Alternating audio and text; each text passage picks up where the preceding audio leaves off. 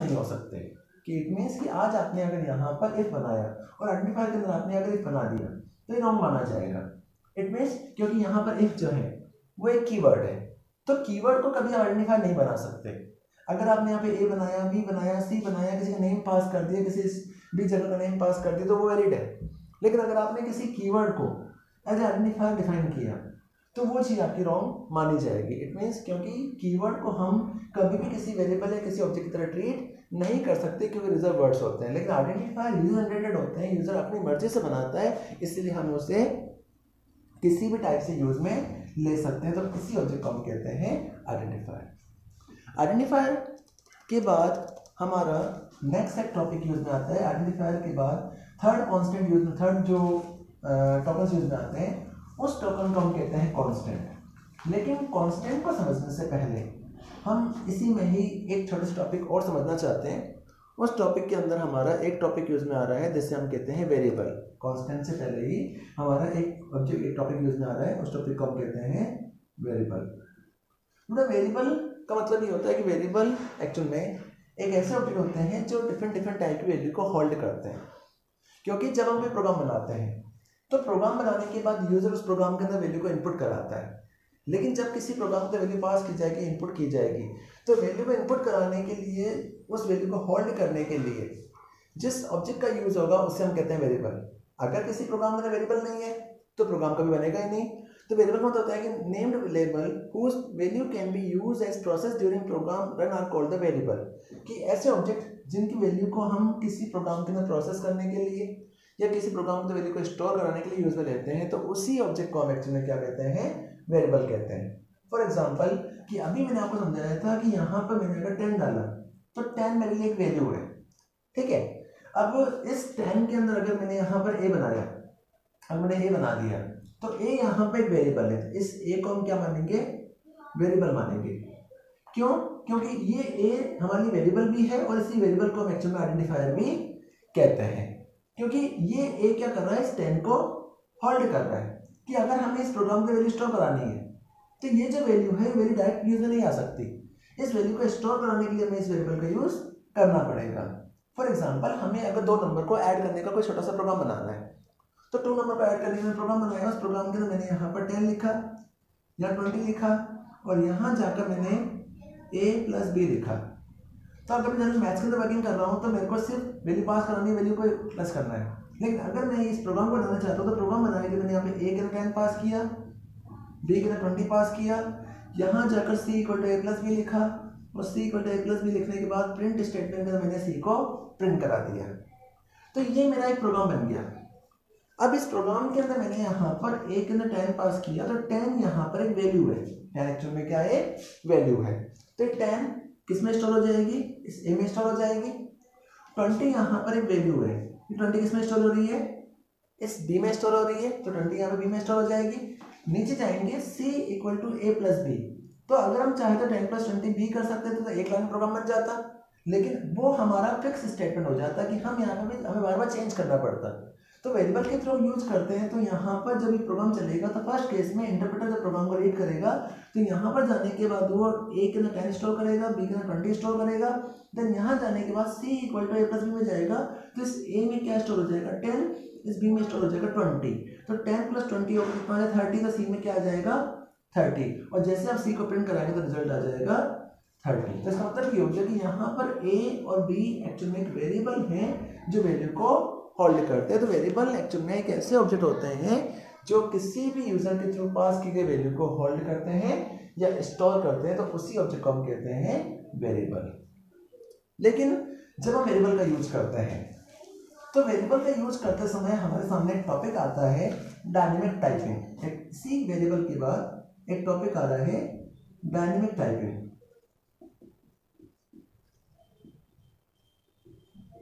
But dynamic typing को समझें उससे पहले हम एक चीज समझ लेते हैं कि जब हम किसी वेरिएबल को बनाते हैं तो वेरिएबल को बनाते समय हम चाहें तो इस वेरिएबल के अंदर 10 भी डाल सकते हैं, अगर हम चाहें तो इस वेरिएबल के अंदर a b c भी डाल सकते हैं, ओनली फॉर a भी स्टोर करा सकते हैं, या फिर हम चाहें तो इस वेरिएबल के अंदर 10.20 भी स्टोर कर सकते हैं। इसका मतलब ये हो गया कि आज हम ये जानते हैं कि जब हम किसी प्रोग्रामिंग लैंग्वेज का यूज करते हैं तो उस प्रोग्रामिंग लैंग्वेज में जब वैल्यू पास करते हैं तो वैल्यू जो होती है वो 3 टाइप की होती है, या बेसिकली 2 टाइप की होती है।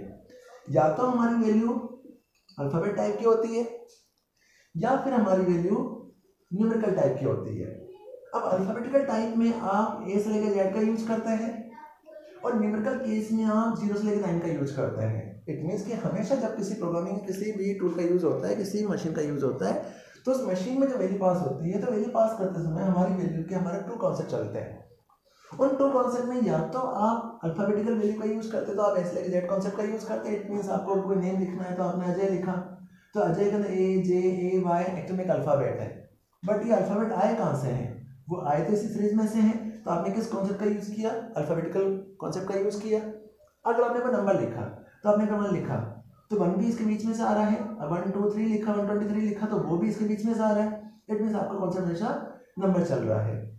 तो इसी केस में जब हम किसी भी अल्फाबेट नंबर का यूज करते हैं और जब किसी वेरिएबल को बनाते हैं तो हम चाहें तो इस वेरिएबल के अंदर ओनली फॉर नंबर पास कर सकते हैं। It means numerical value store कर सकते हैं। तो यहाँ पर 10 एक्चुअली क्या है? न्यूमेरिकल टाइप वैल्यू है। अगर हम इस x के अंदर a के अंदर a डालते हैं तो हम चाहें तो इस x के अंदर a भी स्टोर कर सकते हैं क्योंकि a एक अल्फाबेट है।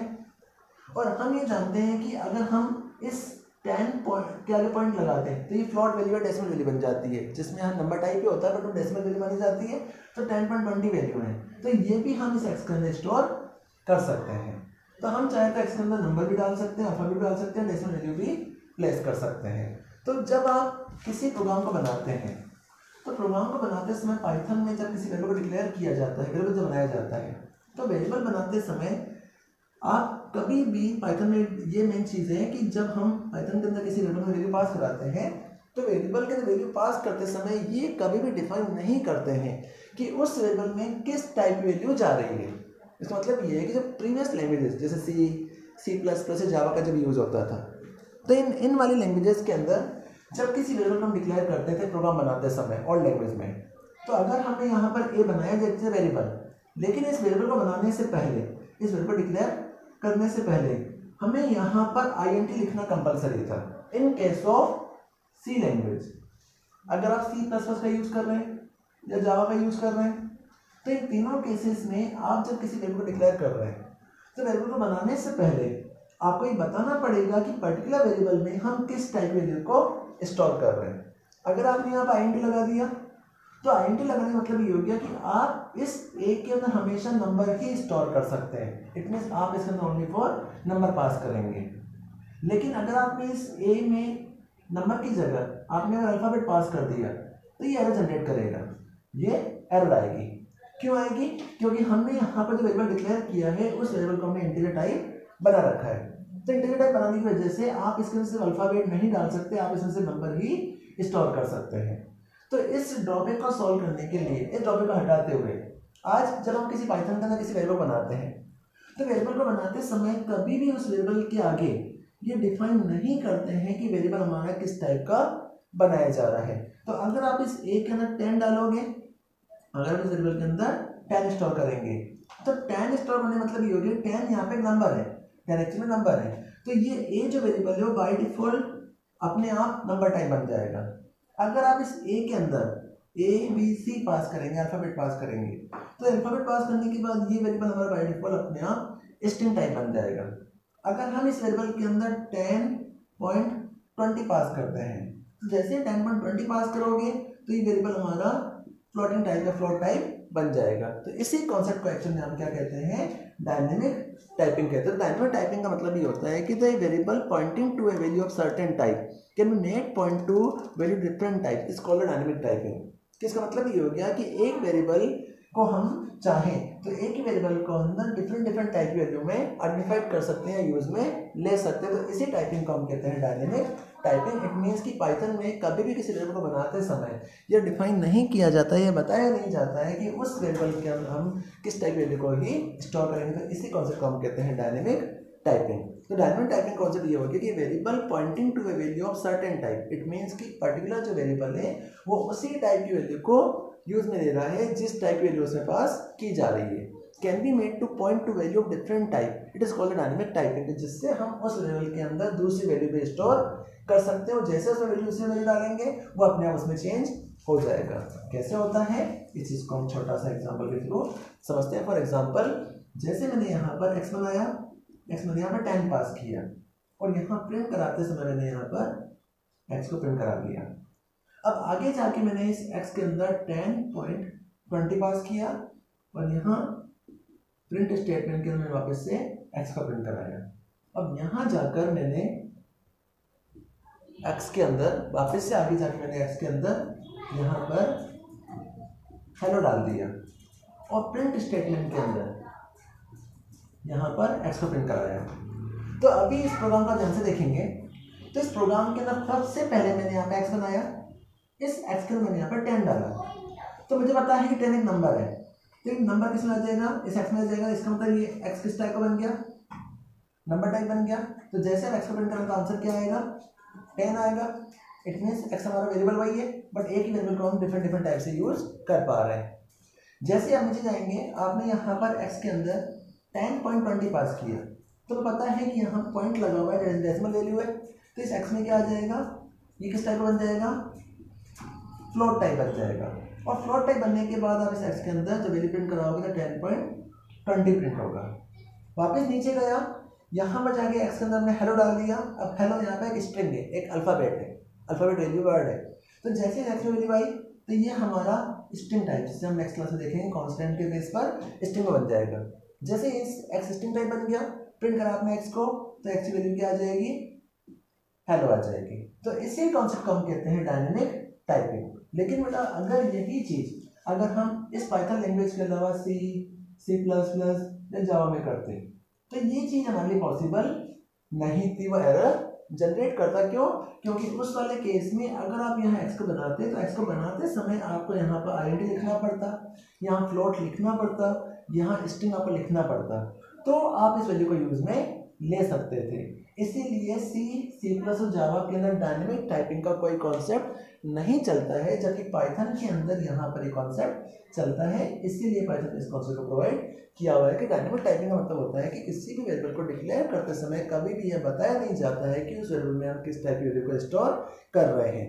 अब जब उस वेरिएबल को वैल्यू पास कर दोगे तो वैल्यू पास करने के बाद वेरिएबल ऑटोमेटिकली डिक्लेयर हो जाएगा कि वो इस टाइप वैल्यू को होल्ड कर रहा है। तो इसी कॉन्सेप्ट को हम कहते हैं डायनेमिक टाइपिंग। तो यहाँ पर मेरा एक छोटा सा एक टॉपिक कंप्लीट हो रहा है। तो मैंने आपको कीवर्ड के टोकन्स के अंदर कीवर्ड और आइडेंटिफायर और वेरिएबल्स, ये दो चीज़ें आपको समझाई है। नेक्स्ट टॉपिक में कांस्टेंट, लिटरल्स वगैरह जो आगे टॉपिक है उनको डिस्कस करेंगे। इसके नोट्स मैं आपके साथ में शेयर कर रहा हूँ, नोट्स बनाइए और उसके बाद प्रैक्टिस करके देखिए। Thank you.